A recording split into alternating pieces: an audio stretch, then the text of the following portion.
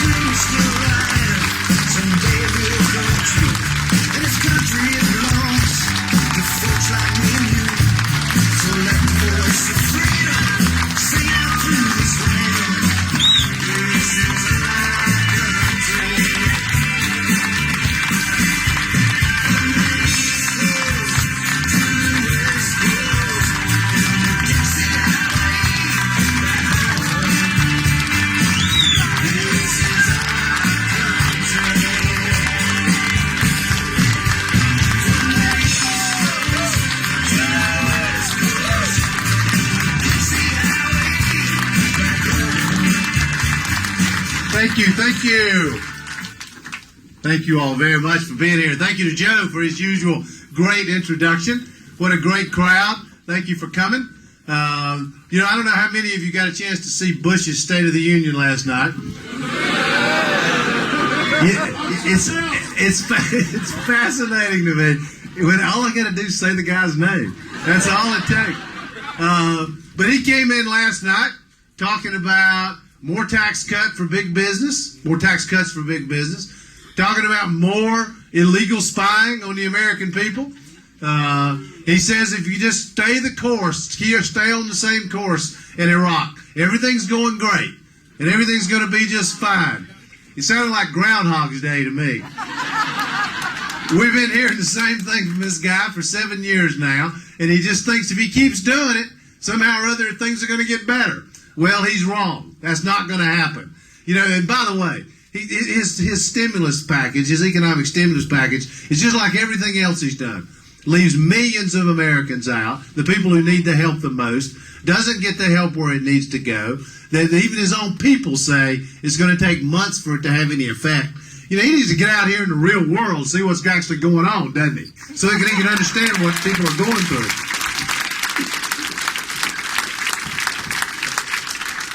I was thinking about, on the way here this morning, I was thinking about the way I grew up. And my grandmother, who helped raise me, had a 5th, 6th grade education. She came from a family of sharecroppers. And she would take care of all of us, feed us, cook for us, feed us. Then she'd leave and go work her shift at the mill, come back home. My grandfather worked at the mill, too. He usually worked the graveyard shift. And then my parents, in many ways, followed in their footsteps because my father worked in the mills for 36 years. And he went in there day after day, week after week, year after year. And the question is, why did he do it? Why did my parents do it? Why did my grandparents do it? Why did your parents do it? Why did your grandparents do it? Why did they work and struggle and sacrifice the way that they did? They did it so that you could have a better life. That's why they did it. They did it to leave this country better than they found it. That's the great moral test for every single generation of Americans. And it is our responsibility to do what they've done, because they have now passed that responsibility on to us. And we have work to do. The starting place, and Joe talked about this, you need a president of the United States. Harry Truman said, a great line, he said, the American people, the working people in this country, they don't have a lobbyist. I'm their lobbyist. The president of the United States is their lobbyist.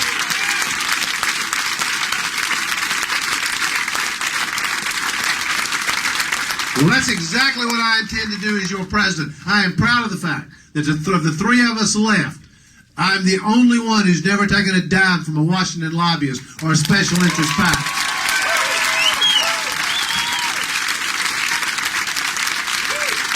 And the reason is I don't want to be their president. I want to be yours. That's what this is about. You need somebody who understands your life. And constantly people say to me, you speak about these things, it feels like they're coming from here, that it's personal for you. It is very personal for me. I take it very personally. I see that crowd of slick lobbyists in Washington, see them operating, spreading their money around, working at night doing the same thing, working for the biggest corporations in America. I get this picture in my head of my grandmother leaving the house to go work at the mill. And I get a picture of my father leaving my house every morning to go to work in the mill. We need a president of the United States who takes it personally, who understands what you're going through, who understands what your family's going through. And just look at what's happening to the middle class in America. I don't need to tell you all this. You know it. Gas prices, health care, college tuition, you name it, anything you're spending money on. The cost just keeps going up and up. But is your income going up? No. This is the struggle. We have economic growth in America. But all the economic growth over the last several years has been for the richest Americans and the biggest corporations in America. Not for working people. Not for the middle class. Not for people who are trying to do for their families what my parents and grandparents did for theirs. It's just pretty much that simple. And we need a president who will be a champion for the middle class, who will be a champion for lifting people out of poverty and into the middle class, so we can strengthen and grow this country. Now, it's not that we don't know what needs to be done. We know what needs to be done.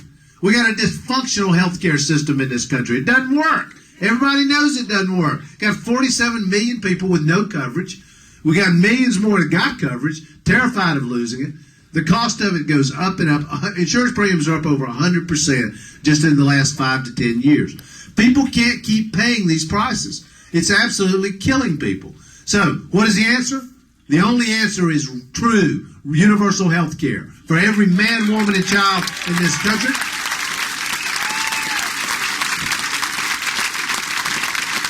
We gotta cover everybody. We got to fill in the gaps in the system, and that means no more pre-existing conditions. That ought to be banned as a matter of law. It means mental health parity. It means covering preventive care and chronic care and long-term care. You should be able to take your health care with you wherever you go. If you move or change jobs or get laid off, your health care ought to go with you. Listen, health care in America should be a right, not a privilege for the privileged. That's what our health care should be. And my proposal is not free. I don't claim it's free. It costs $90 to $120 billion a year. But I got a way to pay for it, which is to get rid of Bush's tax cuts for people who make over $200,000 a year.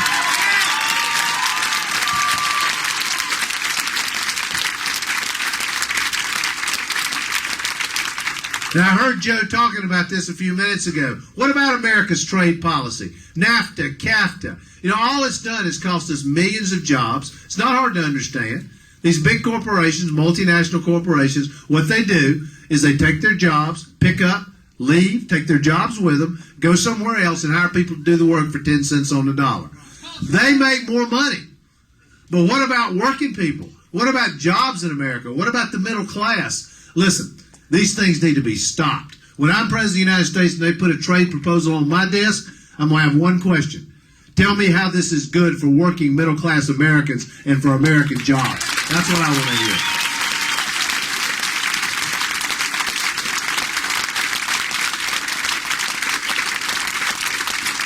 And I'll tell you something else. When I'm president, we're going to get rid of these tax loopholes for American companies that are sending jobs overseas. We're done with that.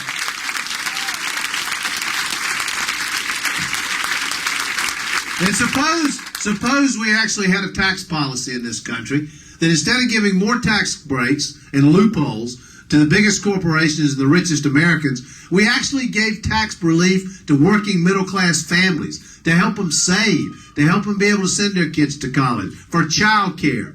I don't know how many of you all know who Warren Buffett is. I heard this story, it's probably 3 or 4 months ago now. But Warren Buffett, offered the Forbes 400, with 400 richest people in America, billionaires. He offered the Forbes 400, this was his offer, to any of them. He'd give them $1 million in cash if they could prove that they were paying a higher tax rate than their secretary. Not a single person took him up on it. Now, what does that tell you? The Forbes 400 richest people in America are paying lower tax rates than their secretary. Something's wrong.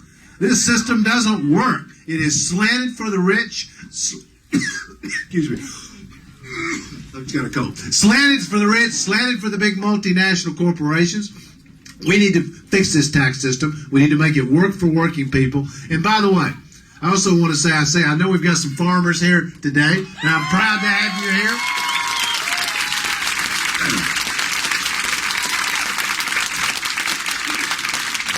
And hold that sign up. She's exactly right. We need family farmers. We don't need factory farms. We don't need...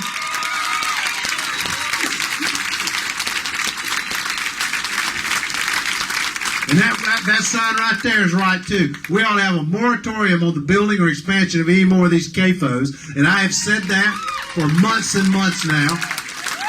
Thank you very much. But I appreciate... Listen, we know what's happening to family farmers in this country. Well, everybody knows what's happening. These big multinational corporate farmers or farming operations are driving them out of business. That's what's going on. And yeah, they're building factory farms, but on top of that, they're literally driving our family farmers out of business. What about instead of continuing to give subsidies and millions of dollars to these big corporate farmers, we cut that off and continue to support our family farmers? How about if we have a president of the United States who says we're going to enforce our antitrust laws against these vertically integrated big corporate farming operations and hold these people accountable? We need a president who understands what's happening in rural America, what's happening to our family farmers, and what needs to be done. Now, one thing we can do, by the way, is we make we move off our addiction to oil and attack global warming, which we should be doing. We can, first of all, protect the environment. Second, we can make the polluters pay. We can use that money to invest in clean, renewable sources of energy, wind, solar, cellulose-based biofuels. We can do all of those things. We can create at least 1 million new jobs as we make that transformation. And those jobs ought to be located in the communities that have been hit so hard and where the jobs are needed so badly. And by the way, how about having a president of the United States who actually asks Americans to be patriotic about something other than war?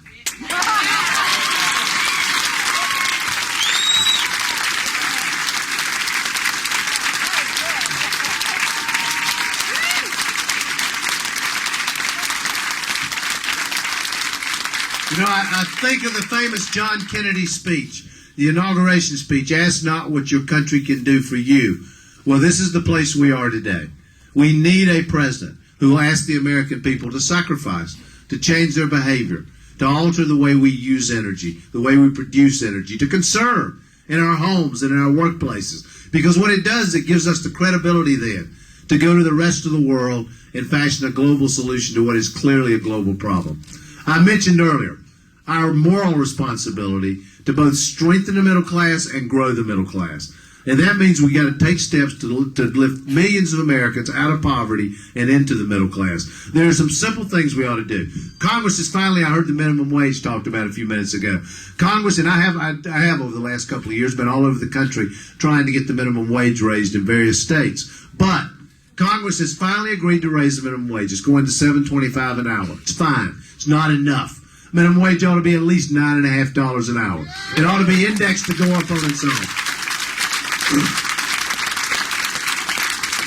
And I'll tell you something else. The greatest anti-poverty movement in American history is the organized labor movement. And we need to strengthen and grow the union movement in this country. We need to change the laws. We need to change the laws to make it easier to organize. I have a very simple view about this. If you can join the Republican Party by signing your name to a card, any worker in America ought to be able to join a union by doing exactly the same thing. We ought to have real democracy in the workplace. We ought to strengthen. We ought to strengthen the laws on collective bargaining so that workers can't walk through picket lines and take striking workers' jobs away from them. We know what needs to be done. We need a national predatory lending law that cracks down on these predators and payday lenders that are preying on our most vulnerable families. We need to make it easier for our kids to go to college. It's gotten so expensive. Tuition's going through the roof. Even when kids are able to go to college, they carry this crushing burden of debt with them. When they come out, it takes them forever to pay back. My idea is really very simple. It's called College for Everyone. This is what it says. If you graduate from high school and you're qualified to go to college and you commit to work when you're there, at least 10 hours a week, America pays your tuition and books at a state university or community college.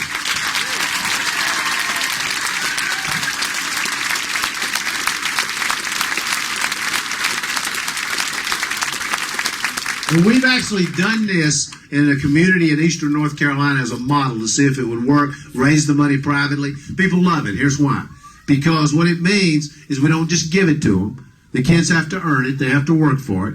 And then secondly, when they graduate from college, they don't have this huge burden of debt that so many of our young people are faced with today. And by the way, this can be paid for just by eliminating the banks as the middleman in the student loan process. They make $4 or $5 billion a year. That money should be going to sending kids to college.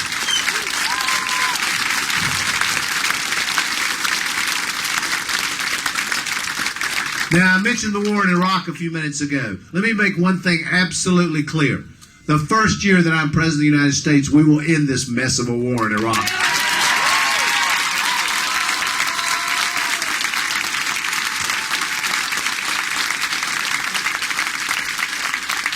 And that means all combat troops out of Iraq.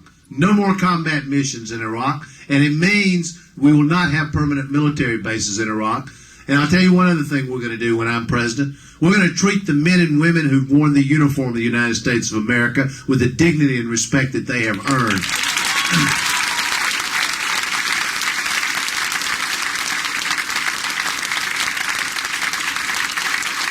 We'll have guaranteed funding for the Veterans Administration. No more of this waiting 6 months or 9 months to get the care that they need. Where every single man and woman who comes back from Iraq and Afghanistan will be comprehensively evaluated so that they get their treatment for post-traumatic stress disorder, for emotional issues, for traumatic brain injury, for physical injuries. Second, if they need job training or more education, they get that. We're going to help them find a job. We're going to narrow this gap between civilian pay and military pay. We're going to help their families. Listen, when they went to Iraq and Afghanistan, they didn't leave us on our own. We can't leave them on their own when they come back from Iraq and Afghanistan.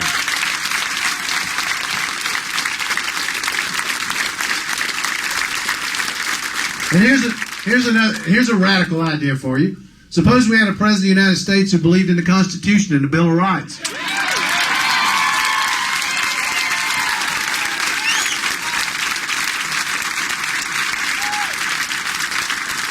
In the first year I'm president, we will close Guantanamo, which is a national embarrassment. There will be no more secret prisons or rendition. There will be no more, and I use this word intentionally, no more illegal spying on the people of the United States of America.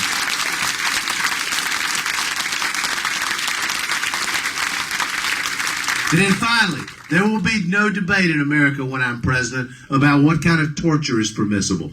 No torture is permissible in America or by America. It's un-American.